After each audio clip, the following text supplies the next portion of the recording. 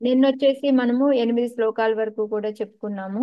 So వాటిలో ఏంటి అంటే మనకి ఫస్ట్ వచ్చేసి 1, 2 శ్లోకాల్లో ఏ జ్ఞాన యోగం గురించి అయితే ఆమె అంటే పరతత్వాన్ని యొక్క లక్షణాలు ఏంటి, అది ఏంటి అని ఆమె అడిగిందో, వాటికంటే ఎప్పుడైతే మనము ఈ భగవంతుడి యొక్క అంటే జ్ఞానానికి సంబంధించింది, భగవంతుడి యొక్క ఏమంటారు ఈ సాంఖ్య యోగం అని ఏదైతే అనుకుంటున్నామో, మన ఈ 26 ఎలిమెంట్స్ ఏముంటాయో వాటన్నిటి నుంచి సృష్టి ఎలా తయారవుతుంది ఇదంతా తెలుసుకోవడాన్ని మనము ఉమ్ సాంఖ్యయోగం అని చెప్తున్నాం అనమాట.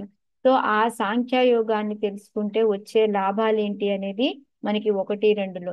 సో మెయిన్ గా వచ్చేసి త్రిగుణాల నుంచి బయటపడతాము. తర్వాత ఆత్మ దర్శనం అనేది చేసుకుంటాము. దాని వల్ల మనకి అటాచ్మెంట్ అనేది తగ్గిపోతుంది అనమాట. సో ఈ 3 లాభాలు చెప్పారనమాట. ఆ తర్వాత నుంచి మనకి ఆ ఈ 3వ శ్లోకాలు వచ్చేసి భగవంతుడు ఎవరైతే పురుషుడు, ప్రకృతి, జీవ ఈ మూడిటికి ఉన్న సంబంధం గురించి చెబుతూ ఫస్ట్ శ్లోకాల్లో మనకి 3 నుంచి 8 శ్లోకాల్లో ఎక్కువగా ఏంటంటే ఒక్క శ్లోకాలో పురుషుడు యొక్క లక్షణాలు చెప్పి 4 నుంచి 8 శ్లోకాల్లో ఏంటి అంటే ప్రకృతికి జీవుడికి ఉన్న సంబంధం ఏంటి అనేది మనకి చెప్పారనమాట.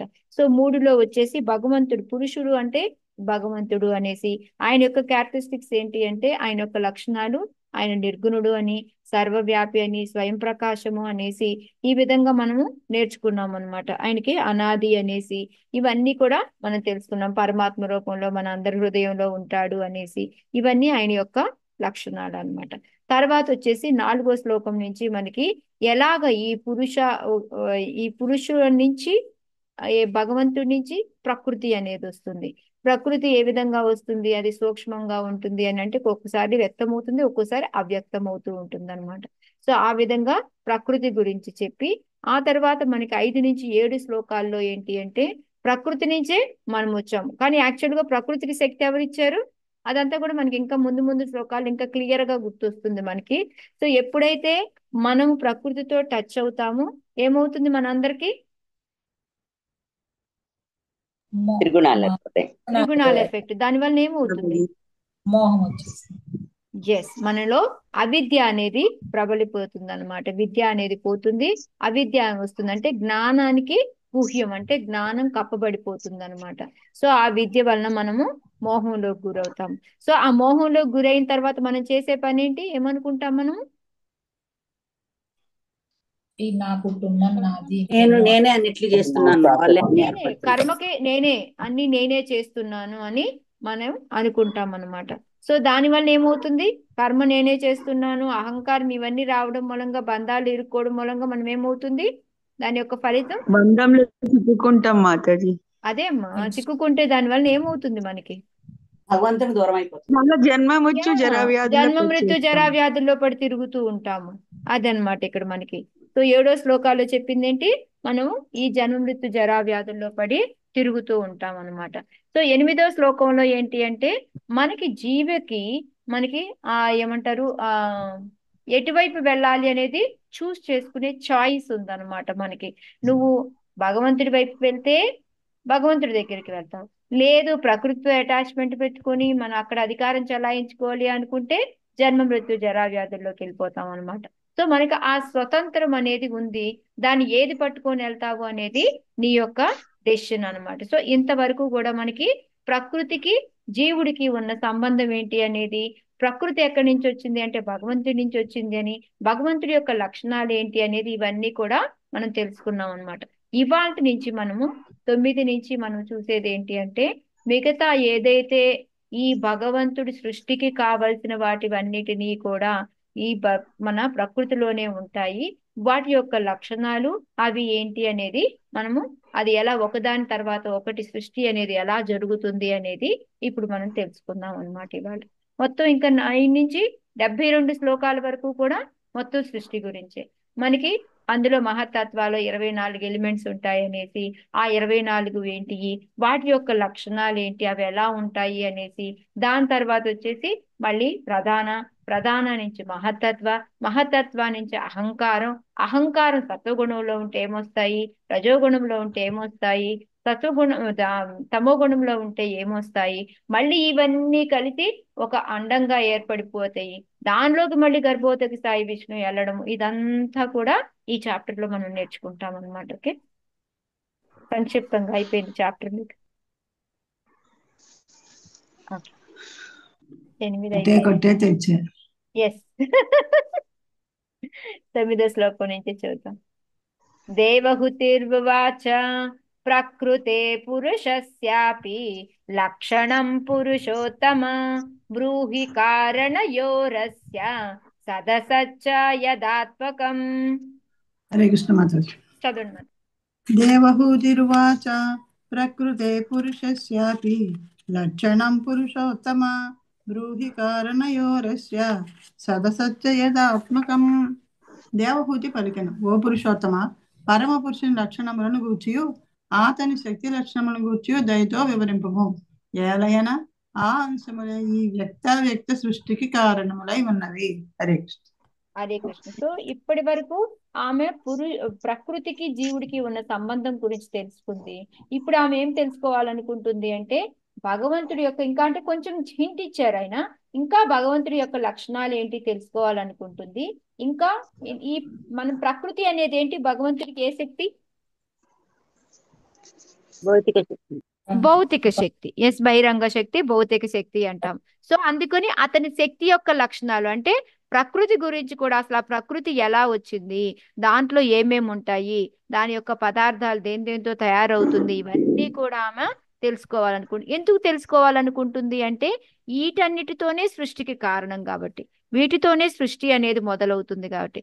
మనం అనుకున్నాం ప్రకృతి వల్లనే మనందరమే వస్తున్నాము, మన దేహాలు తయారవుతున్నాయి, ఇవంతా కరెక్టే. కానీ ప్రకృతికి శక్తి ఎవరిస్తున్నారు? భగవంతుడు. కానీ మామూలుగా ఇప్పుడు ఎవరినైనా అడిగామనుకోండి, ప్రకృతి నుంచే మనం వచ్చాము అని చెప్తారనమాట. సో అందుకని ఈ సృష్టికి అంతటికి కారణమానికైనా ఆ శక్తులు, ఆయన శక్తులన్నీ ఏ విధంగా పనిచేస్తున్నాయి, ఇవన్నీ కూడా నేను తెలుసుకోవాలనుకుంటున్నాను, కొంచెం నాకు వివరించి చెప్పు అని చెప్పి అడుగుతుంది అనమాట. సో ఇక్కడి నుంచి భగవంతుడు మనకి, కపిల భగవానుడు సృష్టి అంటే ప్రధాన మహత్తత్వ, అహంకారం, వీటన్నిటి గురించి చెప్పబోతూ ఉన్నాడు అనమాట. సో ఇందులో మనకి ప్రపాదుల వారు ఏంటి అంటే ఇవి ఒక్కొక్క పారా దీనికి పెద్ద కొంచెం పర్పోర్ట్ ఎక్కువ ఇచ్చారు. సో దీంట్లో సింపుల్ గా నేను చెప్తాను. ఒకటి ఏంటి అంటే మనకి ఈమె ఏం తెలుసుకోవాలని ఉంటుంది అంటే ప్రకృతికి భగవంతునికి ఎలాంటి సంబంధం కలిగి ఉంది. ఎందుకంటే ఇప్పుడు జీవులకి ప్రకృతికి ఏంటో అర్థమైపోయింది, కానీ ప్రకృతికి భగవంతుడికి ఎలాంటి సంబంధం ఉందంటారు? ప్రకృతికి భగవంతుడికి. హరే కృష్ణ. మాతాజీ, హరే.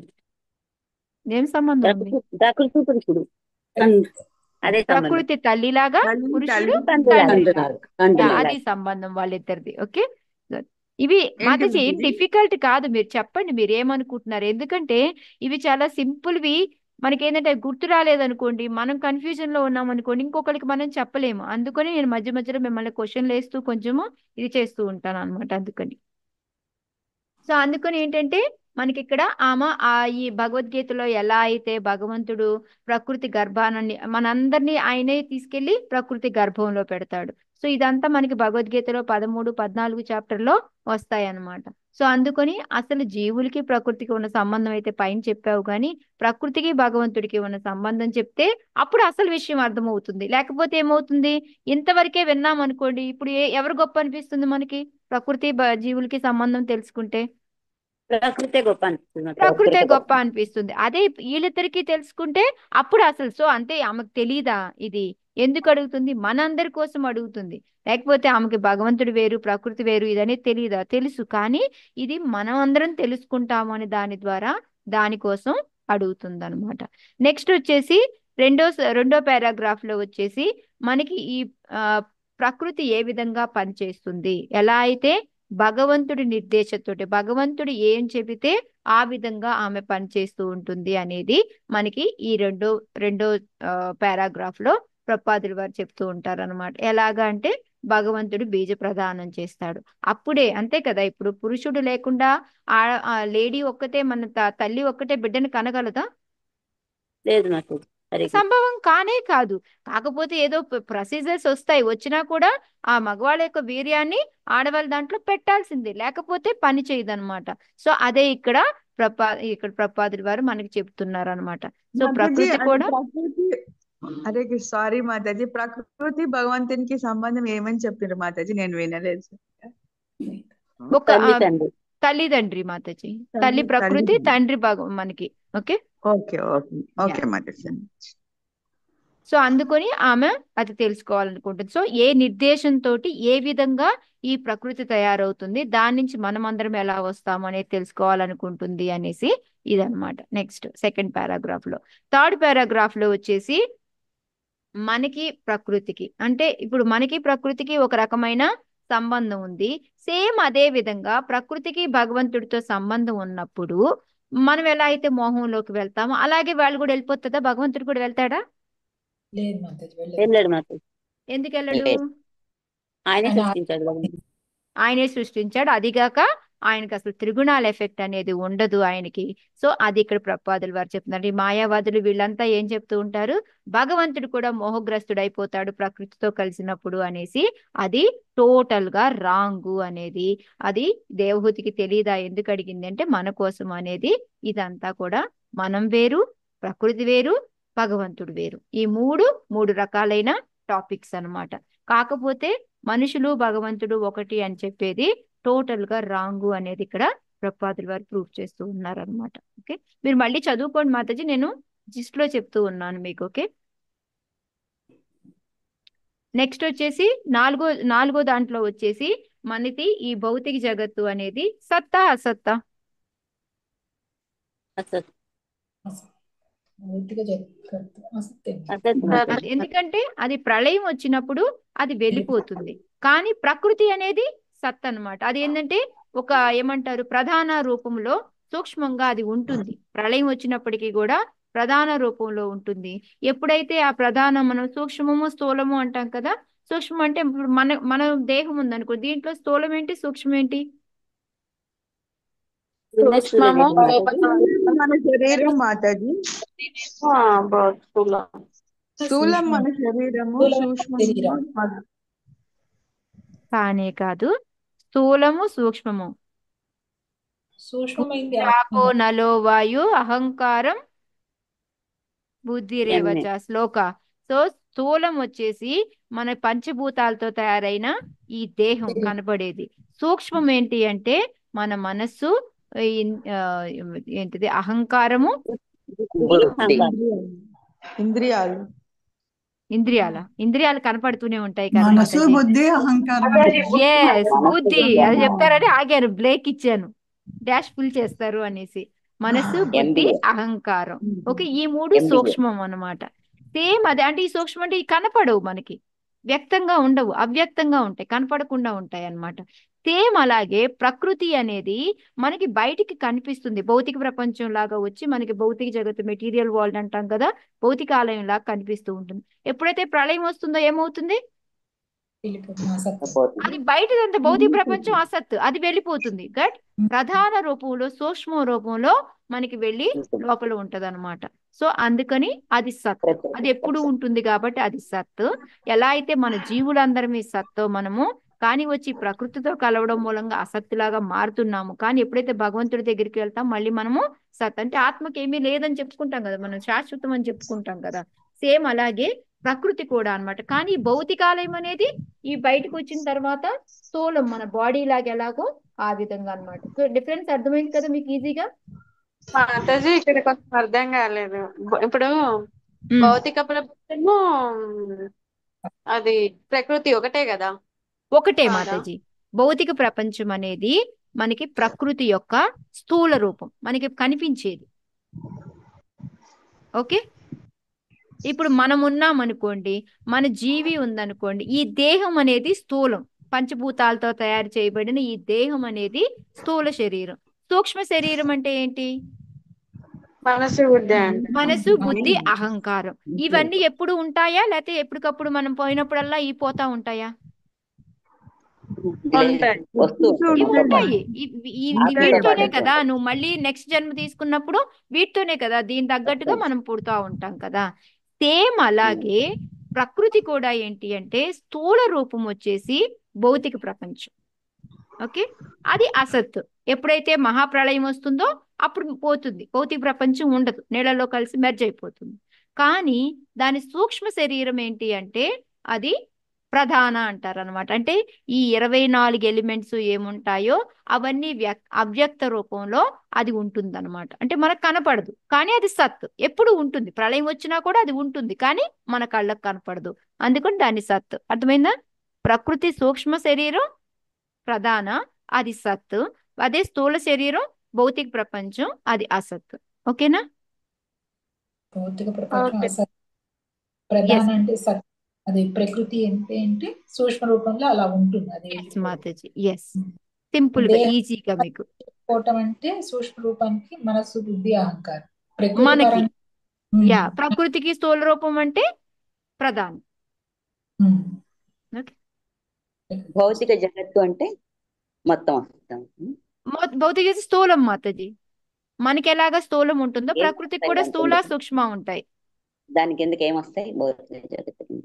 భౌతిక జగత్ అంటే ఇప్పుడు మనం చూసేదంతా భౌతిక జగత్తే కదా మాతాజీ, భౌతిక ప్రపంచం. అది మొత్తం యా మనుషులు, చెట్లు, అన్ని అన్ని మాతాజీ, అన్ని ఎవ్రీథింగ్. సృష్టి యా మొత్తం. ఓకే. భౌతిక ప్రపంచం అసత్, ప్రకృతి సత్. కొంచెం ఫిలాసఫీ మాతాజీ ఎక్కువ, అంతకు మించి ఇంకేమీ లేదు. మాతాజీ ఇప్పుడు ఫస్ట్ టైం మాతాజీ ఇప్పుడు భౌతిక ప్రపంచం అన్న భౌతిక ప్రకృతి అన్న సేమ్ అనుకుంటున్నాను నేను ఇవాళ నుంచి నేను. మామూలుగా అంతే మాతాజీ. ఇప్పుడు మనం మనుషులమే అన్నాం అనుకోండి, ఈ శరీరం అన్నా స్థూల శరీరం అన్నా ఒకటే కదా, సేమ్ అలాగే ప్రకృతి అన్నా భౌతిక జగత్ అన్నా ఒకటే, కానీ దానికి స్థూల సూక్ష్మ రెండు ఉంటాయి అన్నమాట. అది మనం ఇప్పుడు మనం బాడీ అంటే ఒక స్థూల శరీరం ఒక సూక్ష్మ శరీరం అని కలిపి చెప్పం కదా మనము. అవును. మనం అంటే మామూలుగా క్లియర్ గా మాట్లాడేటప్పుడు ఏమంటాం, జీవ అంటాం, అంతేనా లేదా? అవును. ప్రకృతి అంటే ఏంటి, భౌతిక జగత్తు ప్లస్ ప్రధాన, రెండు సూక్ష్మ స్థూలం. స్థూలం పోతుంది, ఓకే. సూక్ష్మం ఉంటుంది. మనకు కూడా అంతే, బాడీ పోతుంది, లోపల ఉన్న ఈ మనసు, బుద్ధి, అహంకారం మనకు ఉండిపోతాయి. Okay Mataji, thank okay, you. నాకే అర్థం. మాతాజీ ఏదైతే మనకి ఇప్పుడు కనిపిస్తుందో వ్యక్తమైందో అది వచ్చి అసత్. మనకి ఎస్ కనపడకుండా ఉంటుంది కదా ప్రధాన, అది అది అవ్యక్తం, అది ఎస్ సత్. ఎస్ అంటే అది ఎప్పటికీ ఉంటుంది కానీ మనకి కనిపించదు. మనకు కనిపించదు. ఎస్ కానీ కొంతమంది అనుకుంటారు అది లయం అయినప్పుడు అంతా వెళ్ళిపోయిందని, కానీ అది అబద్ధం కదా, అది అక్కడ అబద్ధం. ఉంటుంది కదా. అందుకే కదా మనకి ఇప్పుడు మళ్ళీ క్రియేషన్ ఎప్పుడైతే స్టార్ట్ చేయాలి అనుకున్నప్పుడు ప్రధానకు వచ్చేసి జీవుల్ని భగవంతుడు ఇస్తాడు, టైం వచ్చి కలుస్తుంది, అప్పుడే కదా మహత్తత్వ బయటకు వస్తుంది. ఓకే. యా, సో ఆ ప్రధాన ఎక్కడి నుంచి వచ్చింది అని అడుగుతూ ఉంటారు కదా మీరు ఎప్పుడు. సో ఇవాళ ఆన్సర్ దొరికిందా మీకు? అంటే అది ఎప్పటికీ అలాగే ఉంది కానీ మనకి కనిపించలేదు. Correct. Yes. Okay. Ya, Mataji మీరు ప్రధానాలో ఓన్లీ 3 parts ఏ ఉంటాయా, మనసు, బుద్ధి, అహంకారం, ఆ అది మూడేనా? మనకి రా దానికి మరి ప్రధాన అంటే 24 ఎలిమెంట్స్, 24. పంచభూతాలు, ఓకే జ్ఞానేంద్రియాలు అవన్నీ. ఓకే ఓకే మనకైతే ఈ మూడు, మనసు, బుద్ధి, అహంకారం మన దానికైతే. బట్ ఓకే ప్రధానకైతే 24 ఎలిమెంట్స్. ఓకే ఓకేనా? అంతే ఓకే కదా హరే మాతాజీ, మీకు ముందు చెప్పినట్టు అంటే అవి సూక్ష్మంగా ఉన్నాయి కానీ మళ్ళీ ఎప్పుడైతే అహంకారం రజోగుణంలో సత్వగుణంలో కలుస్తుందో అప్పుడు ఒక్కొక్కటి అన్ని వ్యక్తం బయటికి వస్తాయి. ఎస్, అవేంటంటే యాక్టివ్ స్టేజ్ లో ఉండవు. ఇప్పుడు ఒక ఎగ్జాంపుల్ చెప్తాను చూడండి. పాలు ఉంది, పాలు వచ్చేసి సెటిల్ ఫామ్. ఓకే, దాని లోపల మనం పన్నీర్ చేసుకోవచ్చు, రసగుల్లా చేసుకోవచ్చు. ఇంకొంచెం మీకు అర్థం అవడానికి చెప్తున్నాను, మరి కన్ఫ్యూజన్ చేస్తానో ఈజీ చేస్తానో నాకు తెలీదు. దాంతో మనం ఎన్ని రకాలైనా చేసుకోవచ్చు, ఎందుకంటే ఆ పాలు అనే దాన్ని ఒక ప్రాసెస్ మొదలు పెడితే దాని నుంచి మనం అనేక పదార్థాలు తయారు చేయొచ్చు. అవునా కదా? పన్నీరు, రసగుల్లా, రసమలై ఎన్నైనా చేసుకోవచ్చు కదా, కీరు ఎన్నైనా చేసుకోవచ్చు. సో అవన్నీ ఆల్రెడీ నిక్షిప్తంగా ఉన్నాయి లోపల. బట్టర్ కానీ, అది నెయ్యి కానీ, పెరుగు కానీ, ఇవన్నీ ఉన్నాయి. కానీ ఒక ప్రాసెస్ అనేది, ఒక పద్ధతి అనేది మొదలు పెడితే ఆ పదార్థాలన్నీ బయటకు వస్తూ ఉంటాయి. అంటే అవి లోపల ఉన్నట్టా లేనట్టా? ఇప్పుడు అవి సూక్ష్మంగా ఉన్నట్టు ఉన్నట్టే మాతాజీ. ఉన్నట్టు. సేమ్ ఇదే మనకి ప్రధానాలో ఏంటి అంటే ఈ 24 ఎలిమెంట్స్ లోపల ఉన్నాయి. బట్ ఎప్పుడైతే భగవంతుడి యొక్క టచ్, కాలము, జీవ వచ్చి టచ్ అవుతాయో ఒకటొకటి బయటికి రావడం మొదలు పెడుతుంది ఆ ప్రాసెస్. ఓకేనా? Yes, మాతాజీ. ఎప్పుడైతే భగవంతుని చూసి పక్కన పడుతుందో అప్పటి నుంచి స్టార్ట్ అవుతాయి. Yes. Okay. Done. Okay. Okay, next ఇక్కడ నుంచి ఆయన ఆన్సర్లు చెప్తున్నాడు ఆమె అడిగిన వాటన్నిటికీ కూడా. చూద్దాం. శ్రీ భగవానువాచ యత్తత్త్రిగుణమవ్యక్తం నిత్యం సదసదాత్మకం ప్రధానం ప్రకృతిం ప్రాహుర్ అవిశేషం విశేషవత్. చదవండి. హరే కృష్ణ మాతాజీ. చదవండి. గుణమవ్యక్తం నిత్యం సదసదాత్మకం ప్రధానం ప్రకృతిం ప్రాహు అవిశేషం విశేషవత్. దేవదేవుడు పలికెను, త్రిగుణముల అవ్యక్తమగు శాశ్వత కలయికయే అవ్యక్త స్థితికి కారణమై ఉన్నది. అదియే ప్రధానమనబడును. అవ్యక్త స్థితి యందు అది ప్రకృతి అని పిలువబడును. వ్యక్త స్థితి ఎందు మాతాజీ, అవ్యక్త స్థితి కాదు. ఓకే, కలయికే ఓకే. వ్యక్తికి కారణమై. అవ్యక్తం అంటే కనపడనిది అనేది, వ్యక్తం అంటే కనపడుతుంది అనేది. ఇది క్లియర్ కదా మీ అందరికి? ఓకేనా? హరే కృష్ణ. ఎస్ మాతాజీ. ఎస్ మాతాజీ.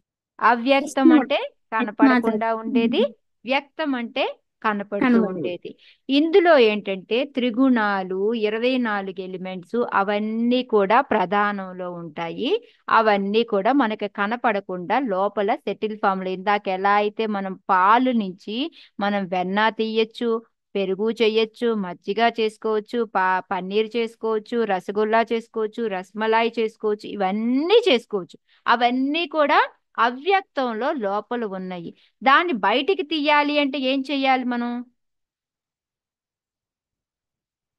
ఏం చేయాలి? పన్నీర్ చేయాలంటే ఏం చేయాలి? పెరుగుని చిలకాలి. పాలు ఎరగొట్టాలి. పాలు ఎరగొట్టాలి. ఏం మాతాజీ, కనకొల్లి మాతాజీ, ఏం చేస్తే చిలికితే వస్తుంది? పన్నీర్ వస్తుందా మీకు? వస్తుంది. వెన్న వస్తుంది. కరెక్ట్. దాన్ని వెన్న చేయాలంటే ఫస్ట్ పాలు కాగబెట్టాలి, తోడేయాలి, పెరుగు చేయాలి, పెరుగుని చిలకాలి, అప్పుడు వెన్న వస్తుంది. సేమ్ అలాగే పాలను పొయ్యి మీద పెట్టాలి, నిమ్మకాయ పిండాలి, విరగ్గొట్టాలి, అప్పుడు పన్నీర్ వస్తుంది. సేమ్ అదే విధంగా లోపల త్రిగుణాలు, 24 ఎలిమెంట్స్ అన్నీ కూడా ఉన్నాయి. ఏవైతే సృష్టికి కావలసినవన్నీ కూడా లోపల ఉన్నాయి ప్రధానంలో. అవి అవ్యక్తం అన్నమాట. ఎప్పుడైతే అవి వ్యక్త స్థితికి ఎప్పుడు వస్తాయి? ఎప్పుడైతే అది భగవంతుడి యొక్క టచ్ అనేది తగులుతుందో అప్పుడు అవన్నీ కూడా పనిచేయడం మొదలు పెడతాయి అన్నమాట. సో అదే ఇక్కడ వాళ్ళు చెప్తుంది, త్రిగుణముల అవ్యక్తమగు. ఓకే, అవన్నీ కూడా ఏమవుతాయి? అవ్యక్తం. ఓకే, ఏవైతే ఇవన్నీ కూడా శాశ్వతంగా కలయికయే అన్నమాట. ఇవన్నీ కలిసి మళ్ళీ త్రిగుణాలు యాక్టివ్ అవ్వడం మొదలుపెట్టి మనకి వ్యక్త స్థితికి, భౌతిక ప్రపంచం ఏదైతే ప్రకృతి అనుకుంటున్నామో ఇదంతా కూడా వ్యక్త స్థితిలో మనకి బయటకు వస్తుంది అనమాట, స్థూల శరీరంలో. ఇప్పటి వరకు ప్రధాన అనేది సూక్ష్మ శరీరంలో ఉంటుంది. ఏవి కూడా వ్యక్తంలో ఉండవు అన్నమాట, అవ్యక్తంలో ఉంటాయి. ఓకే, అండర్స్టాండా? నెక్స్ట్ వెళ్ళొచ్చా నేను? ఏంటి డౌట్ గా చెప్తా ఉన్నారు? అదే మాట ఎన్నిసార్లు విన్నా మళ్ళా కూడా కన్ఫ్యూజ్ గానే ఉంటది ఇది. అర్థమయ్యి అయినట్టుగా ఉన్నాయి, అవి అవనట్టుగా. ఇప్పుడు మీరు చెప్పింది ఆ ఉపమానం వల్ల బాగానే అర్థమైంది మాతాజీ. అర్థమైంది. ఎస్, మెయిన్ స్థూల మాతాజీ. ఓకే, ప్రధాన అనేది సూక్ష్మ అనుకోండి. భౌతిక ప్రకృతి అన్నా, మన భౌతిక ప్రపంచం అన్నా అది వ్యక్తము, అది బయటికి కనిపిస్తుంది. ఈ రెండు గుర్తుపెట్టుకోండి. ఓకే, ఇది మెయిన్. మీకు గుర్తుంటే ఇంకా మిగతాదంతా కూడా ఈజీ. ఈ పాలు, పన్నీరు గుర్తుపెట్టుకోండి. సో పాల్లో పన్నీరు దాగి ఉంటుంది, కానీ ఒక ప్రాసెస్ చేస్తే బయటకు వచ్చినట్టు అక్కడ భగవంతుడి ప్రధానాన్ని కాలము జీవుల్ని పంపిస్తాడు. వాటి వలన ఒక్కోటి బయటికి రావడం, యాక్టివ్ అవడం మొదలవుతాయి అన్నమాట. ఓకే, మనం ఎలా అయితే పాలు పెట్టి విరగొడతామో ఆ విధంగా అన్నమాట. ఓకే, సో కిందంతా కూడా ప్రధాన అంటే ఏంటి అనేది ప్రపాదులు వారు చెప్తూ ఉన్నారు అనమాట. సో ఈ ప్రధానాన్ని బ్రహ్మము అనుకుంటే అది కరెక్టా? మనకి భగవంతుడికి బ్రహ్మ, పరమాత్మ ఇవి అనుకుంటాం కదా. ఆ బ్రహ్మ, ఈ ప్రకృతి ప్రధాన అనుకునేది ఒకటేనా? కాదు మాతాజీ. భగవంతుడిని 3 రకాలుగా చూస్తాం కదా, బ్రహ్మన్, పరమాత్మ, భగవాన్ అని చూస్తాం కదా. ఆ బ్రహ్మ కాదు మా- ఈ ఇది ఒకటేనా? కాదు ఒకటి మాతాజీ కాదు. భగవంత్ కరెక్ట్. ఎందుకంటే ఇది కాంతి ప్రకృతి యొక్క సూక్ష్మ శరీరము. భగవంతుడు వేరు కదా. భగవంతుడికి సూక్ష్మ స్థూల అనేది ఉంటుందా? లేదు. లేదు. ఇంకోటి ఏంటి, ఈ ప్రకృతిలో కనపడకుండా లోపల ఏమున్నాయని చెప్తున్నారు అవ్యక్త స్టేజ్ లో? 24 ఎలిమెంట్స్ 24 ఎలిమెంట్స్, త్రిగుణాలు ఉన్నాయని చెప్తున్నారు. భగవంతుడిలో త్రిగుణాలు ఉంటాయా? ఉండవు. ఉండవు. సో ఎవరైనా చెప్తే ఈ ప్రకృతి బ్రహ్మ ఒకటే అంటే మీరు ఒప్పుకుంటారా? ఒప్పుకోం. ఒప్పుకోరు. భగవంతుని కాంతిని అంటాం కదా మాతాజీ. ఏం మాతాజీ? అంటే భగవంతుని కాంతిని వాళ్ళు బ్రహ్మము అంటారు కదా. బ్రహ్మము అంటారు. బట్ కానీ ఇది ఇది అది కాదు కదా. అవును. బ్రహ్మ యొక్క కాంతి కాదు కదా. ఇది భౌతిక ప్రపంచం యొక్క ప్రకృతి యొక్క సూక్ష్మ శరీరం అన్నమాట. సో దానికి దీనికి ఒకటి కానే కాదు. అది మనము తెలుసుకోవాల్సింది అనమాట. ప్రకృతి యొక్క ఆ స్థితియే ప్రధానమని పిలువబడను. అంటే ఏదైతే మనకి కనపడకుండా అవ్యక్తంగా త్రిగుణాలతోటి వీటన్నిటితోటి 24 ఏవైతే ఎలిమెంట్స్ అనుకుంటున్నామో వాటన్నిటితోటి ఉండేది ప్రధానం అన్నమాట. సో అంతేకాని భగవంతుడిలాగా కాలతత్వం అది అనేది దీంట్లో ఉండదు. ఎప్పుడైతే కాలం వచ్చి టచ్ చేస్తుందో అప్పుడు యాక్టివేట్ అవ్వడం మొదలవుతాయి అన్నమాట. అదే ఇక్కడ ప్రభుపాదుల వారు చెప్తుంది. ఓకే, వ్యక్తీకరణకు పూర్వము గల ప్రకృతి యొక్క స్థితియే ప్రధానం అని పిలువబడిన అదే సూక్ష్మం అన్నమాట. ఓకే,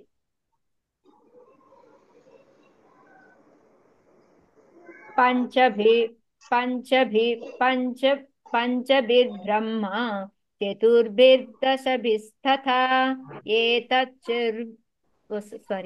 ఏతచ్చతుర్వింశతికం గణం ప్రాధానికం విదుః. హరే కృష్ణ మాతాజీ. చదవండి మాతాజీ. పంచభిర్బ్రహ్మ చతుర్భిర్దశభిస్తథా ఏతచ్చతుర్వింశతికం గణం ప్రాధానికం విదుః. 5 స్థూలతత్వములు, 5 సూక్ష్మతత్వములు, 4 అంతఃకరణలు, 5 జ్ఞానేంద్రియములు, 5 కర్మేంద్రియములు అనేది తత్వ సమూహమే ప్రధానమనబడును. దాని నుంచి మనం 24 అనుకుంటున్నాం కదా. ఆ 24 ఏంటి అనేది మనకి ఇక్కడ భగవంతుడు చెప్తూ ఉన్నాడు అనమాట. సో ఇందాక మనం 10వ శ్లోకాలు ఏంటి అంటే మనకి ఈ ప్రకృతి యొక్క లక్షణాల గురించి చెప్పారనమాట. అంటే ఆ ప్రకృతి ఏదైతే ప్రధాన అని అనుకుంటున్నామో ఆ మనకి వాటి లక్షణాలు ఏంటి? అవ్యక్తంలో ఉంటుంది అనుకున్నాం, అంతే కదా. ప్రధాన ఏంటిది, ఎలా ఉంటుంది? అవ్యక్తంలో ఉంటుంది, మనకి కనపడకుండా. హరే కృష్ణ. కృష్ణవేణి మాతాజీ మ్యూట్ లోకి వెళ్ళరా? Okay, yeah. దాని యొక్క 10వ శ్లోకంలో చూసాము అంటే మనకి ఆ ప్రధాన యొక్క లక్షణాలు కూడా ఇచ్చారనమాట. ఒకటి చూసాము అంటే ఏంటిది? అవ్యక్తం. ఎందుకంటే దాని లోపల ఉన్నాయని ప్రధాన అనేది మనకి కనపడదు కాబట్టి అవ్యక్తంలో ఉంటుంది అనుకున్నాం. ఇంకోటి నిత్యమా కాదా? ప్రధానం అనేది నిత్యమా కాదా? నిత్యమే అనుకున్నాం. మనకు కనపట్టలేదు కానీ మన సూక్ష్మ శరీరం లాగా అది కూడా నిత్యము అనుకున్నాం. సో అది నిత్యము అనమాట. నెక్స్ట్ వచ్చేసి దాంట్లో త్రిగుణాలు ఉంటాయా, ఉండవా? ప్రధానాలు ఉన్నాయి కదా. సో అంతే, అదొక లక్షణం, దాంట్లో త్రిగుణాలు ఉంటాయి అనేసి. ఇంకోటి, ఈ ప్రకృతి బయటికి రావడానికి ప్రధానం కారణమా కాదా? ప్రకృతి ఏర్పడి బయటికి మనకు కనపడాలి అంటే కాజ్ ఏంటి? ఇది ఉంటేనే కదా వచ్చేది. దాని సూక్ష్మ శరీరం ఉన్నప్పుడే కదా దాని స్థూల శరీరం బయటకు వచ్చేది. మనకు మనసు, బుద్ధి, అహంకారం లేవనుకోండి మనకి శరీరం తయారవుతుందా? తయారవుతుంది కదా. సేమ్ అలాగే పాలు అనేది లేకుండా పన్నీర్ చేయగలమా? ఇంపాసిబుల్, చేయలేం కదా. సేమ్ అలాగే అది మన ప్రకృతి బయటికి రావడానికి ఈ ప్రధానం అనేది దోహదపడుతుంది అనమాట. అది కారణం అనమాట.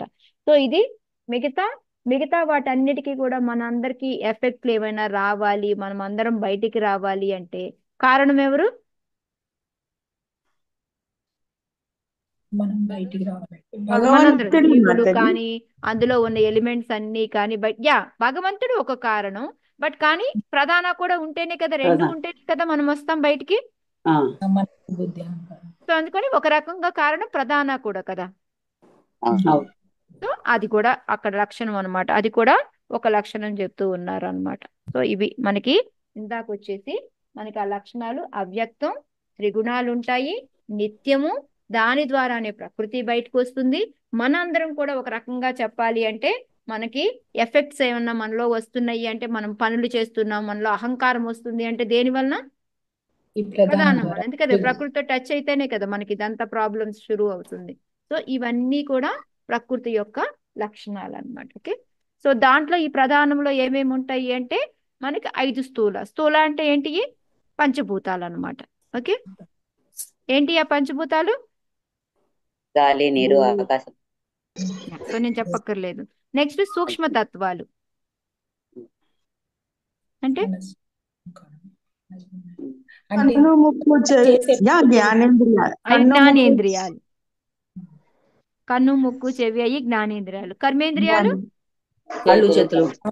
కాళ్ళు చేతులు అపాన ఇవంటాం చూడు అవి. సో మనకి సూక్ష్మ తత్వాలు అంటే స్పర్శ, రూప, గంధ ఉంటాయి కదా, అవి అన్నమాట. ఓకే, అంతఃకరణాలు అంటే అడగండి. అంతఃకరణాలు అంటే మనస్సు, బుద్ధి, అహంకారం, చిత్త అంటే మన కాన్షియస్నెస్. ఓకే, మన సోల్ అనము, ఆ చైతన్యం అంటాం. మనకి పోయినసారి కూడా మనకి చూడండి శ్లోకాస్ లో వచ్చింది. ఎందుకు అంటే అది కాన్షియస్నెస్ మనది ఫస్ట్ ప్యూర్ గానే ఉంటుంది. దాని తర్వాత ఎప్పుడైతే మనం వచ్చేసి ఈ ఫాల్స్ ఈగో దాంతో అటాచ్ అవుతామో ఒక్కొక్క ఐటమ్ మనలో నుంచి బయటికి రావడం మొదలు పెడుతుంది అనమాట. యాక్చువల్ గా ఫస్ట్ మన కాన్షియస్నెస్ ఎలా ఉంటుంది?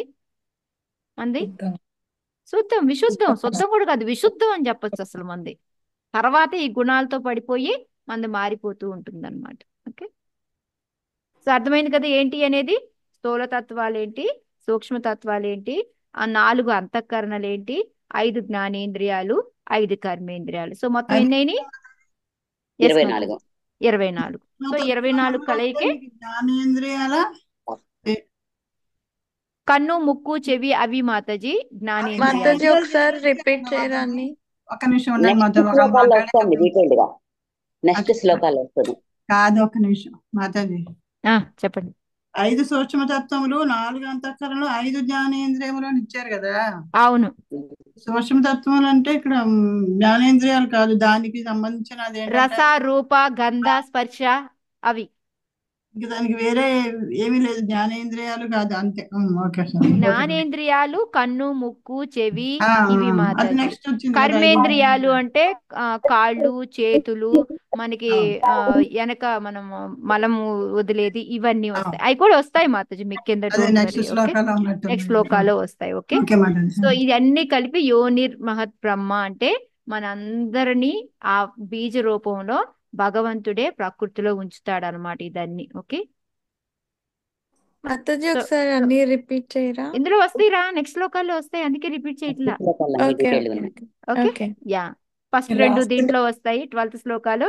30 రాజీ ఎప్పుడు అంతే ముందరగా అడుగుతుంది, తర్వాత శ్లోకంలో ఉంటుంది ఆన్సర్. మహాభూతాని పంచైవ భూరాపోగ్నిర్భురన్నభః తన్మాత్రాణి చ తావంతి గంధాదీని మతాని మే. హరే కృష్ణ మాత. చదువు సరోజ మాత. Thank you. మహాభూతాని పంచైవ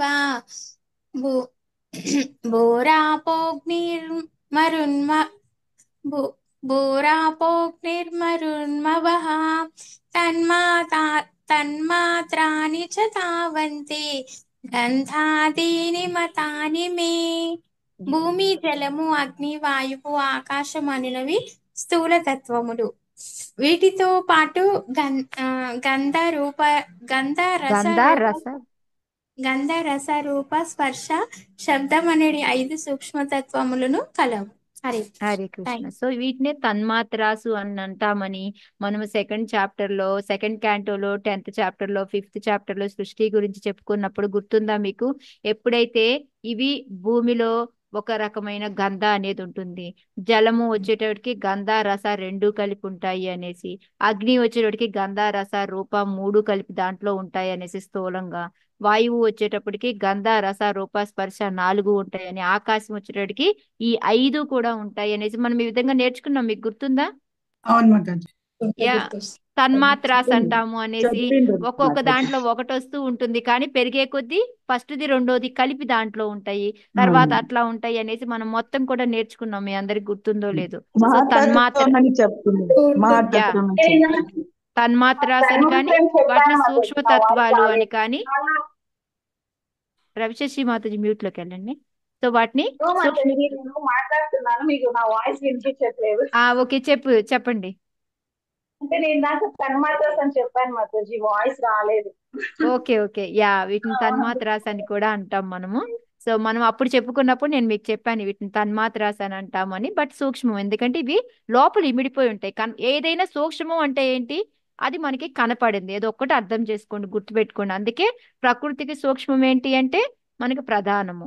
ఇప్పుడు మళ్ళీ ఈ స్థూల తత్వాలు ఏవైతే భూమి, జలము, అగ్ని, వాయువు ఉన్నాయో వాటికి సూక్ష్మం ఏంటి అంటే ఒక్కో దానికి ఒక్కోటి, కాకపోతే దాంట్లో అన్ని కూడా ఎక్స్ట్రా వస్తూ ఉంటాయి, ఒకటి యాడ్ అవుతూ ఉంటాయి అనేది మనం తెలుసుకొని ఉన్నాం అనమాట. ఓకే, సో స్థూల సూక్ష్మ. రాజీ ఓకే వచ్చినాయా నీకు? ఎస్ మాతాజీ. Yeah thank you. యా ఇంద్రియాణి దశ శ్రోత్రం త్రదృగ్రసన నాసికాః వాక్కరౌ చరణౌ మేఢ్రం పాయుర్దశమ ఉచ్యతే. హరే కృష్ణ మాతాజీ. ఎస్ మాత సన్యాసం మాత చదువు. ఇంద్రియాణి దశ స్తోత్రం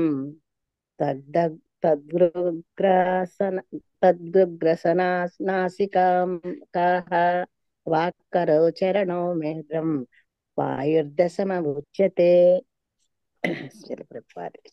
శ్రవణేంద్రియము, రసనేంద్రియము, స్పర్శేంద్రియము, దృశ్యేంద్రియము, ఘ్రాణేంద్రియము, వాక్కు, హస్తములు, చరణములు, మేఢ్రము, వాయువు, పాయువు మాతజీ అనునవే పాయువు కలిసిపోయింది. పాయువు అనునవే 5 జ్ఞానేంద్రియములు, 5 కర్మేంద్రియములు. హరే కృష్ణ. ఓకే, శ్రవణేంద్రియము అంటే చెవులు, రసనేంద్రియము అంటే నాలుక, స్పర్శేంద్రియము అంటే చర్మము, దృశ్యేంద్రియము అంటే కళ్ళు, జ్ఞానేంద్రియము అంటే ముక్కు. ఓకే, ఈ 5 వచ్చేసి జ్ఞానేంద్రియాలు అంటారు. ఎందుకంటే వీటితోనే మనము ఎలా ఉంది టేస్ట్ చూడగలుగుతాము, స్పర్శ చేయగలుగుతాము, చూడగలుగుతాము. కాబట్టి వీటిని జ్ఞానేంద్రియాలు అని చెప్తాం అనమాట. సో ఈ జ్ఞానేంద్రియాలకి పని చేయడానికి మిగతా ఏవైతే కావాలో వాటిని కర్మేంద్రియాలు, మనం పని చేస్తాం అన్నమాట వీటితోటి. దాంతో జ్ఞానం అంటే అది చూసిన వెంటనే ఓహో ఇది తెల్లగా ఉంది, అది టచ్ చేసిన వెంటనే వేడిగా ఉందా చల్లగా ఉందా అనే జ్ఞానం మనకు వస్తుంది. ఇవేంటంటే వాటిని పట్టుకొని తీసుకెళ్లాలన్నా, ఇక్కడి నుంచి అక్కడికి పెట్టాలన్నా మనకి ఇవనేవి కర్మేంద్రియాలు అవసరం అన్నమాట. వాక్కు అంటే మాట, హస్తాలు చేతులు, చరణములు అంటే కాళ్ళు, మేఢ్రము అంటే ఎగ్జాక్ట్ గా ఏం చెప్తారో నాకు తెలియదు తెలుగులో. ఇంగ్లీష్ లో చెప్పండి.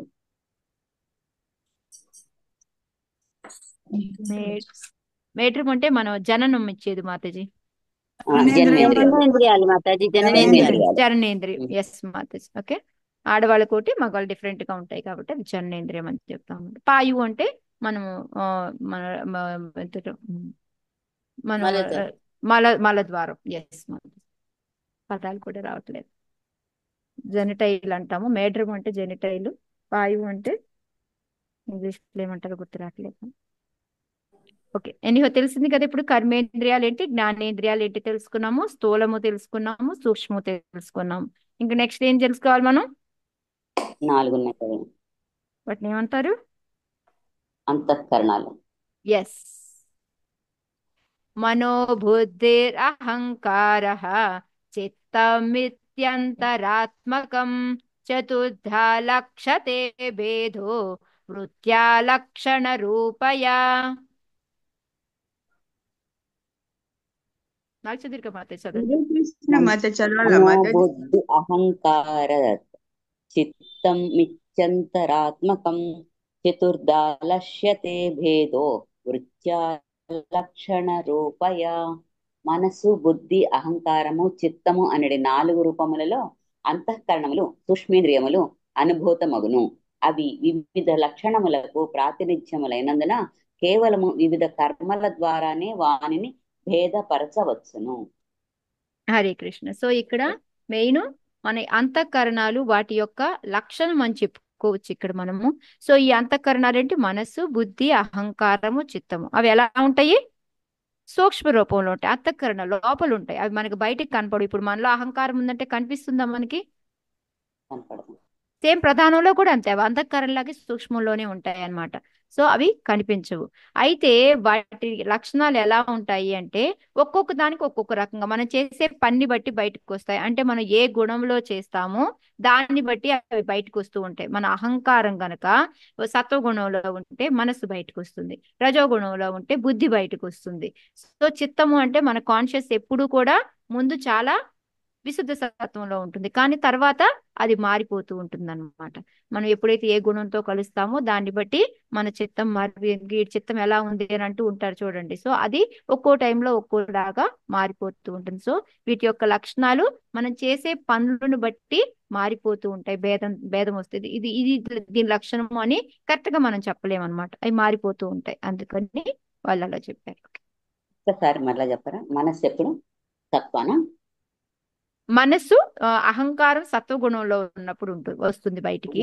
అహంకారం రజోగుణంలో ఉన్నప్పుడు బుద్ధి. ఏది కూడా వస్తాయి మాతాజీ, మీకు కంగారు పడకండి. ఇప్పుడు జస్ట్ నేను ఊరికే ఎగ్జాంపుల్ చెప్పాను మీకు, ఎలాగా మనం చేసే పనులను బట్టి అవి ఎలా మారుతాయి అనేసి దానికి చెప్పాను అంతే. మీకు అవన్నీ మళ్ళీ తర్వాత వస్తాయి. ఓకే. చిత్తము అంటే మాతాజీ కాన్షియస్ మాతాజీ, మన ఆత్మ చైతన్యం అంటాం కదా, చైతన్యమా? ఎస్ చైతన్యమా? మాతాజీ, ఎస్. అందుకే మన చైతన్యం ఎప్పుడు కూడా ప్యూర్ విశుద్ధ సత్వంలో ఉంటుంది. ఎప్పుడైతే మనము ఈ భౌతిక సంపర్కంతో కలుస్తామో అప్పుడు అది అహంకారంగా మారిపోతుంది అనమాట. మాతాజీ ఒక జోక్ చెప్తాను. చిత్తం శివుడి మీద, మనసు చెప్పుల మీద. కరెక్ట్. ఏతావానేవ సంఖ్యాతో బ్రహ్మణ సగుణస్య సన్నివేశో మయా ప్రోక్తో యకాల పంచవింశకః. హరే కృష్ణ మాతాజీ. చదవండి కృష్ణవేణి మాతాజీ. ఏతావానేన సంఖ్యాతో బ్రాహ్మణః సగుణస్యః సన్నివేశో మాయా ప్రోక్తో మయా మాతాజీ. మాయా అంటే మాయాదేవి. ఇది మయా ఆయనది. సన్నివేశో మయా ప్రోక్తో యా కాలః పంచవిశంకః విశంకః. ఇవన్నీ సగుణ బ్రహ్మముగా భావింపబడును.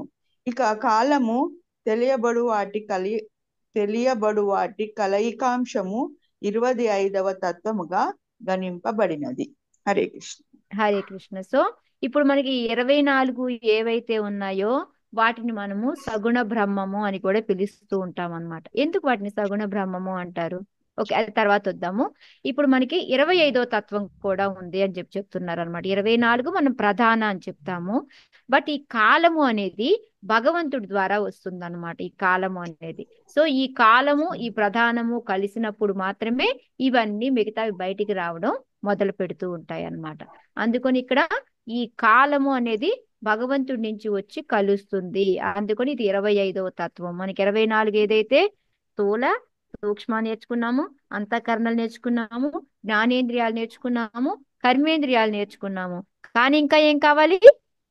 కాలం అనేది కావాలి. ఎందుకంటే ఆ కాలం మామూలుగా అయితే ఆధ్యాత్మిక ప్రపంచంలో పనిచేస్తుందా? కాలం ఉంటుందా? అక్కడ ఉండదు. కానీ మనకి ఇక్కడికి వచ్చేటప్పటికి మనకి కాలం అనేది పనిచేస్తుంది. అందుకే మనకి రోజులు, వారాలు ఇవన్నీ ఎందుకు వచ్చాయి? ఎప్పుడైతే కాలం వచ్చి మిక్స్ అవుతుందో అప్పటి నుంచి మనకి ఈ టైం అనేది స్టార్ట్ అవుతుంది అనమాట.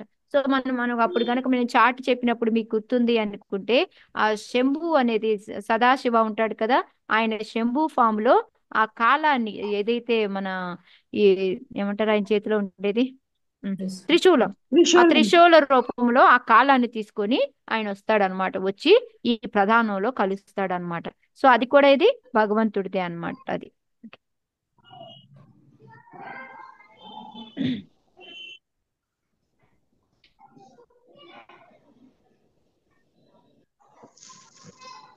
మనం ఎప్పుడైతే ఈ సత్వ రజో తమో గుణాలు ఈ 24 ఎలిమెంట్లు కలిసినప్పుడు వాటిని మనము సగుణ బ్రహ్మ అని అంటారు.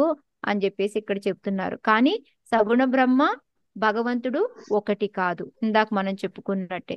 ఎందుకు అంటే దాంట్లో గుణాల ప్రభావం అనేది ఉండదు. ఓన్లీ నిర్గుణ బ్రహ్మ అంటేనే మనకి భగవంతుడు, సగుణ బ్రహ్మ అంటే ఈ ప్రధానము, ఇవన్నీ కలిసిన దాన్ని మనం చెప్పుకుంటాము అనేది ఇక్కడ ప్రభుపాదులు వారు చెప్తున్నారు అనమాట. ఓకే, అర్థమైందా? సగుణ బ్రహ్మ అంటే, నిర్గుణ బ్రహ్మ అంటే ఏంటి అనేది హరే అర్థమైంది కృష్ణ. మాతాజీ. యా అర్థమైంది మాతాజీ, అర్థమైంది. గుణాలు లేనిది గుణాలు ఉన్నది, ఎస్ గుణాలు మాతాజీ, ఉన్నది గుణాలు లేనిది. ఎస్ రవిశేషి మాత చెప్పండి, ఏదో అడుగుతున్నారు. కొంచెం కిందికి రాను మాతాజీ. ఇక్కడ బ్రహ్మం అని ఉంది, అక్కడ బ్రహ్మం అంటే ఈ ప్రధానానే కదా మాతాజీ. ఇక్కడ కొంచెం ఎస్ పై మా, సగుణ బ్రహ్మము అంటే మామూలుగా ఈ ప్రధాన, అదే నిర్గుణ బ్రహ్మము అంటే మన బ్రహ్మం అన్నమాట. భగవంతుడిని అదే ఇక్కడ బ్రహ్మం అంటాం మెన్షన్ కదా. చేశారు మాతాజీ. కొంచెం కిందికి రారా మాతాజీ, కొంచెం కొంచెం కిందికి రా. అదే ఇక్కడ ఉంది కదా, అనగా ప్రతిదీ పరతత్వము బ్రహ్మం అని శక్తితో, బ్రహ్మం యొక్క శక్తి విస్తారమే ఆ యా బ్రహ్మము సత్వరజోగుణంతో మిళితమైనప్పుడు. అంటే ఇక్కడ బ్రహ్మం అని మెన్షన్ చేసింది ఇది ప్రధానానికి కదా. ప్రధానం, ఎస్ ప్రధానం, కరెక్ట్. కానీ ఓకే, ఏదైతే విశుద్ధంగా ఉంటుందో అది నిర్గుణ బ్రహ్మ, అది భగవంతుడు కదా మాతాజీ. ఎటువంటి భగవంతుడు, భౌతిక ఎస్ ఎస్. వాటిలో భౌతిక కల్మషాలు అనేవి ఉండవు అనమాట. కానీ ఈ సగుణ బ్రహ్మంలో ఈ సత్వరజతమో గుణాలు ఉంటాయి కాబట్టి కలుషితాలు అనేవి వస్తాయి బయటికి. Okay, ya Mataji. కాలము నేను అంటే మరి ఈ మూడు కాలాల మాతాజీ. అయితే భూత భవిష్యత్ వర్తమానాల కాలం అంటే కాలము అంటే అంతే కదా మాతాజీ, ముందు ఉంటది, తర్వాత ఉంటుంది, భవిష్యత్తులో ఉంటుంది కదా. సో కాలం ఇంక అంతే, అది కూడా ఒక సగుణ బ్రహ్మ కిందే లెక్క అనమాట. సో ఇక్కడి నుంచి మనకి కాలం యొక్క లక్షణాలు చెప్తూ ఉన్నారనమాట. సో ఇప్పుడు విందాం. ప్రభావం పౌరుషం ప్రాహు కాలమేకే యతో భయం అహంకార విమూఢస్య కర్తు ప్రకృతి మీయుషః. హరే కృష్ణ మాతాజీ. చదవండి శశి మాతాజీ. ప్రభావం పౌరుషం ప్రాహు కాలమేకీయతో భయం అహంకార విమూఢస్య ప్రకృతినిష్టః. భగవానుని ప్రభావం కాల రూపమున అద్భుతమగుచుంటుంది. ప్రకృతి సంపర్కం కలిగిన మోహగ్రస్తుడు జీవుని నిత్య అహంకారము అది మృత్యు భయమును కలగచేయను. హరే కృష్ణ. సో మనకి కాలం యొక్క లక్షణాలు చెప్తూ ఉన్నారు. ఇందాక అది 25th ఎలిమెంట్. ఓకే, అది ఒక 25th తత్వం అని తెలుసుకున్నాము. ఇంకోటి ఇప్పుడు ఇక్కడ ఏం చెప్తూ ఉన్నారు అంటే మనకి భయం అనేది కలుగజేస్తుంది. ఎందుకంటారు మనకి భయం కలుగజేస్తుంది టైము, కాలం అనేది?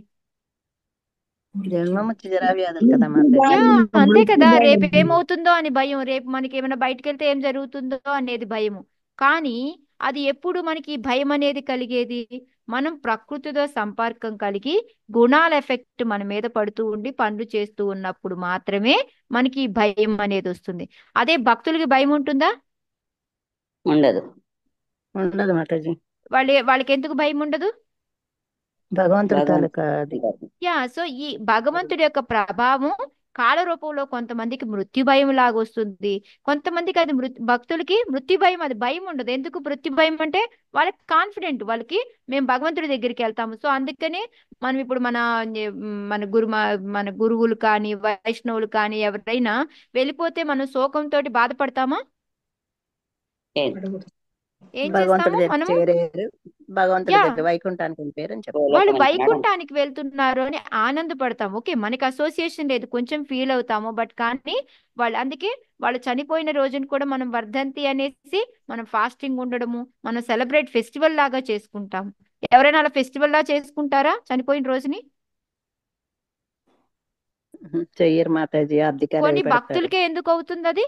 ఎందుకు అంటే వాళ్ళకి అది బర్త్డే టైప్ అన్నమాట. వాళ్ళు భగవంతుడి దగ్గరికి వెళ్ళారు, అసలైన ఆనందం పొందుతున్నారు కాబట్టి అది వాళ్ళకి. అందుకొని మనమేమో ఇక్కడ జన్మ తీసుకున్నందుకు మనం బాధపడతాము, మరి చనిపోయినందుకు భక్తులు ఆనందపడతారు. అందుకే కాల ప్రభావం అనేది, భగవంతుడి యొక్క ప్రభావం మనకి ఎప్పుడైతే భౌతిక సంపర్కంతో ఉండే వాళ్ళు భక్తులు కాని వాళ్ళకి అది భయాన్ని కలుగు చేస్తుంది అన్నమాట. ఒక లక్షణం ఏంటి టైంది? మృత్యు కలిగిస్తుంది కాలం మృత్యు కలిగిస్తుంది, భయాన్ని కలిగిస్తుంది, మృత్యు భయాన్ని కలిగిస్తుంది. అది ఎప్పుడు ఓన్లీ దేహాత్మ భావన ఉన్న వాళ్ళకి మాత్రమే. ఆత్మ భావన ఉన్న వాళ్ళకి అది వస్తుందా ఆ భయం? రాదు మాతాజీ. ఎందుకంటే ఆత్మకి మృత్యు లేదని తెలుసు వాళ్ళకి. సో వాళ్ళకి ఆ భయమే ఉండదన్నమాట. అందుకే చెప్తారు కదా మనకి, దేహినోస్మిన్ యథా దేహే కౌమారం యవ్వనం జరా తథా దేహాంతర ప్రాప్తి ధీరస్తత్ర నముహ్యతి. వాళ్ళకి భయం అనేది ధీరుడిలాగా ఉంటారు వాళ్ళు. వాళ్ళకి భయం ఉండదన్నమాట. ఎందుకంటే ఇది ఇలా వస్తూ పోతూ ఉంటుంది అనే విషయం వాళ్ళకి తెలుసు కాబట్టి. సో అందుకని కాలం యొక్క ఒక లక్షణం ఏంటి అంటే, మనం ఎవరైతే దేహాత్మ భావనలో ఉంటారో వాళ్ళకి మృత్యు భయం లాగా.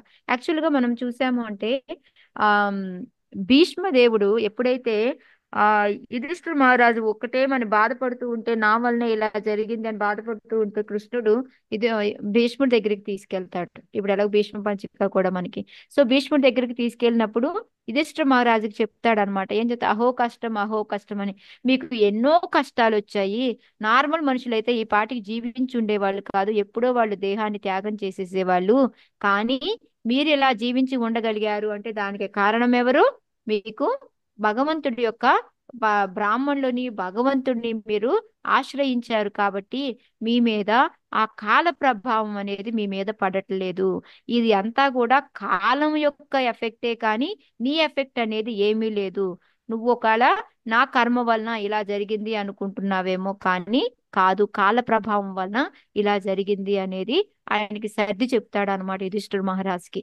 సో అలాగా ఏంటి అంటే, ఇది ఎవరైతే భక్తిలో ఉండరో వాళ్ళకి మృత్యు భయాన్ని కలిగిస్తుంది, లేని వాళ్ళకి అది ధైర్యాన్ని కూడా ఇస్తుంది అనమాట. సో అదే ఇక్కడ ప్రపాదులు వారు ఎక్స్ప్లెయిన్ చేస్తుంది. ఓకే,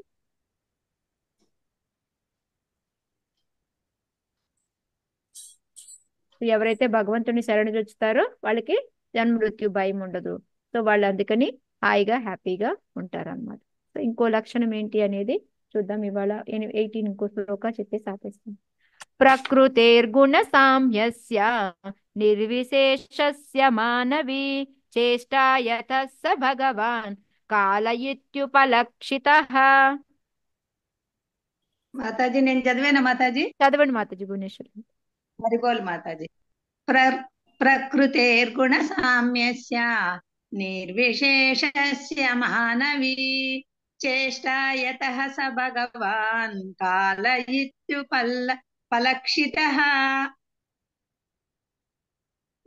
ఓ మనుతనయ, ప్రియమైన జనని, నేను వివరించినట్టుగా కాలము భగవద్రూపమే, నిర్విశేషము అవ్యక్తమునైన ప్రకృతి ప్రేరణ ఫలితముగా అతని వలననే సృష్టి ఆరంభమగును. హరిబోల్ మాతాజీ. హరే కృష్ణ మాతాజీ. ఇక్కడ ఓ మను తనయ అనేసి మను యొక్క కూతురు కాబట్టి దేహూతిని పిలుస్తూ, మళ్ళీ ప్రియమైన జన్ని తల్లి కాబట్టి చెప్తూ, నేను వివరించినట్లుగా కాలం భగవత్ రూపమే. సో భగవంతుడి యొక్క ఒక రూపము కాలశక్తి అనేది తెలుసుకున్నాం కదా. సో ఇందాక భగవంతుడి యొక్క శక్తులు చెప్పమంది కదా. సో అందుకని ఈయన కాలం కూడా భగవంతుడి యొక్క శక్తే. సో ఇప్పుడు యుధిష్ఠిర మహారాజే ఉన్నాడు అనుకోండి, లేదు లేదు, నీకు ఆల్రెడీ కృష్ణుడు నీ దగ్గర ఉన్నాడు, భీముడు అర్జునుడు ఎంతెంత పెద్ద పెద్ద వాళ్ళు ఉన్నారు, వీళ్ళంతా మంచి వీళ్ళందరూ ఉన్నప్పుడు నువ్వు అసలు బ్యాడ్ కర్మ అనేది ఎలా చేస్తావు? ఎందుకు అంటే భగవంతుడు ఆ కాల ప్రభావాన్ని మారుస్తాడనమాట భక్తుల మీద, అదే అభక్తుల మీద వేరేగా ఉంటుంది. అందుకని ఇక్కడ అది భగవత్ రూపము అనేది. కాలము అనేది ఏంటిది? ఒక లక్షణము భగవత్ రూపం అనమాట, ఒక రకమైన భగవంతుడి రూపం అన్నమాట. అది నిర్విశేషము, అంతే కదా. ఆకారం కలిగి ఉంటుందా? టైం అనేది ఇలా ఉంటుంది అని చెప్పగలమా? లేదు. మళ్ళీ అవ్యక్తమైన ప్రకృతి ప్రేరణ ఫలితముగా అతని వల్లనే సృష్టి ఆరంభమగును. ఎప్పుడైతే ఈ కాల జీవ వచ్చి కలుస్తున్నాయో, ఆ ప్రధానంలో ఏవైతే అవ్యక్తంగా ఉన్నాయో ఈ 24 ఎలిమెంట్లు, ఇవన్నీ కూడా బయటికి రావడం మొదలెట్టాయి. సో దేని ప్రేరణ మూలంగా వస్తుంది ఇవన్నీ బయటికి? ప్రధానంలో నుంచి బయటికి అవన్నీ కాలము జీవ, జీవ తర్వాత వస్తుంది, ప్రస్తుతానికి కాలము అనమాట. సో కాలం యొక్క లక్షణం ఏంటి అంటే, ప్రకృతిలో ఉన్న అవ్యక్త వాటిని అన్నింటినీ కూడా బయటికి తీసుకురావడం ఒకటి, నిర్విశేషము, అది భగవత్ రూపము. సో ఇవి కాలం యొక్క లక్షణాలు అనమాట. ఓకే, సో అందుకే ఈ మనం చూడండి ఈ శాస్త్రజ్ఞులు వీళ్ళు ఎంత తయారు చేసినప్పటికీ కూడా మనకి ఈ జీవం కానీ ఈ కాలాన్ని కానీ వీళ్ళు ఆపలేరు. మిగతావి ఏవైనా చేయగలరేమో కానీ ఈ బీజం అనేది లేకుండా ఒక జీవిని తయారు చేయడం అనేది అవుతుందా? అవదు. అవనే అవ్వదు. అవదు ఆ మాతాజీ. బీజం అనేది భగవంతుడే చేస్తాడనమాట. అది కాల రూపంలో భగవంతుడే బీజ ప్రధానం అనేది భౌతిక ప్రకృతి అదే ప్రకృతికి ప్రధానానికి చేస్తాడు. అప్పుడే మహతత్వంగా బయటకు వస్తుంది అనమాట. సో ఒక చిన్న ఎగ్జాంపుల్ ఎలాగా అంటే, ఒక తల్లి ఉందనుకోండి, ఒక లేడీ ఉందనుకోండి, లేడీకి పెళ్ళవుతుంది. సో పెళ్ళయింది అంటే ఏంటి, కాలం అనేది వచ్చి కలుస్తుంది అనమాట. ఆ కలిసినప్పుడు తను ప్రెగ్నెంట్ అవుతుంది. ఆ ప్రెగ్నెంట్ అయింది అంటే ప్రధానము కాలము వచ్చి కలిసినాయి అనమాట.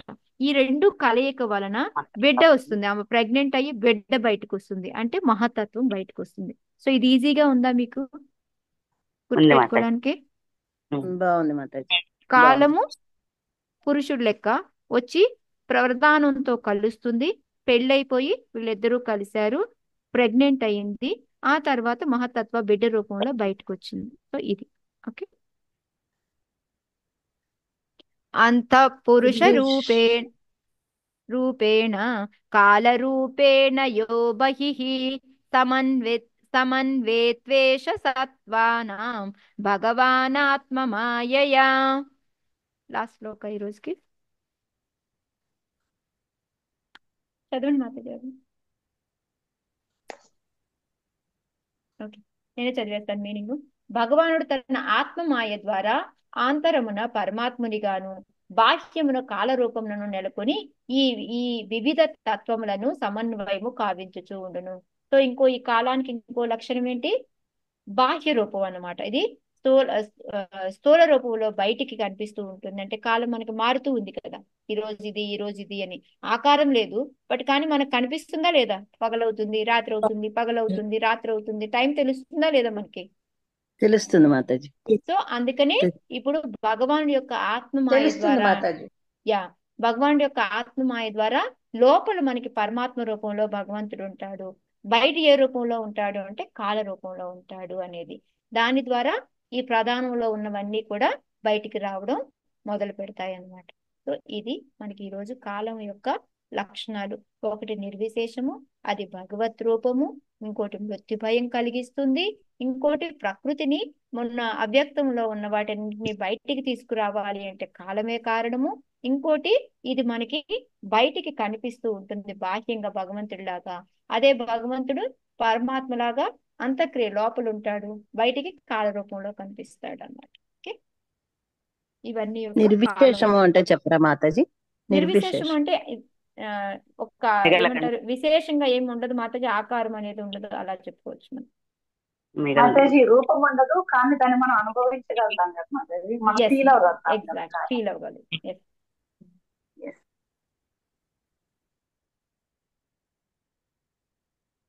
సొంతగా చదివితే ఏ మాత్రం అర్థం కాదు మాతాజీ. త్రిగుణ సంపర్కం లేకుండా అని ఉన్నది మాతాజీ, అందుకు అర్థం అవ్వలేదు. కాలానికి త్రిగుణాలు ఉండవు కదా మాతాజీ, దానిపైన చేసుకుంటూ పోతుంది కదా. ఇప్పుడు దానికి వచ్చి రజోగుణం వచ్చిందని టైం ఆగిపోవడం, పటపటా పరిగెత్తడం అలా ఉంటుందా? ఉండదు. ఓకే, ఇప్పుడు అర్థమైంది. ఇప్పుడు అర్థమైంది. హరే కృష్ణ మాతాజీ. హరే కృష్ణ. డౌట్ వచ్చింది నాకు. అడగండి. ముస్లిమ్స్ పుట్టేటప్పుడు ఏడుస్తారట, చనిపోయినప్పుడు